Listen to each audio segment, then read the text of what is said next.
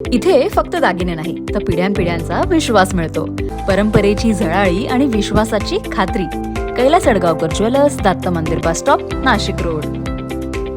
घर भाड्याने देण्यापूर्वी भाडेकरूंची संपूर्ण माहिती पोलीस ठाण्यामध्ये देणे आवश्यक आहे आणि यासाठी गेल्या काही वर्षांपासून नाशिक पोलीस आयुक्तालय अंतर्गत असलेल्या सातपूर पोलीस जनजागृती करत आहे. मात्र अनेक जण आजही पोलिसांना माहिती न देताच घर भाड्याने देतात. अशाच एका घर मालकावर सातपूर पोलिसांनी गुन्हा दाखल केलाय.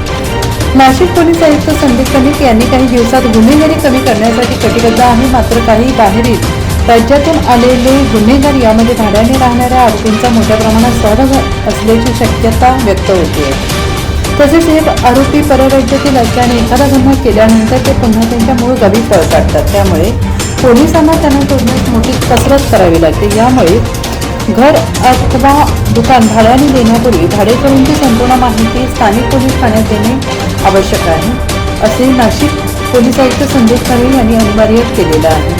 पोलिसांकडे या भाडेकरूचा फोटो त्याची संपूर्ण माहिती असल्याने एखादा गुन्हा घडल्यास पोलीस सहज त्या आरोपीला शोधून काढू शकतात. पोलीस गेल्या अनेक वर्षांपासून याबाबत जनजागृती करत आहेत. मात्र आजही अनेक जण घर अथवा दुकान भाड्याने देताना त्याची माहिती पोलिसांना देत नाहीत. अशाच प्रकारे सातपूर परिसरात अनेक जण आपले घर अथवा दुकान कोणालाही भाड्याने देतात.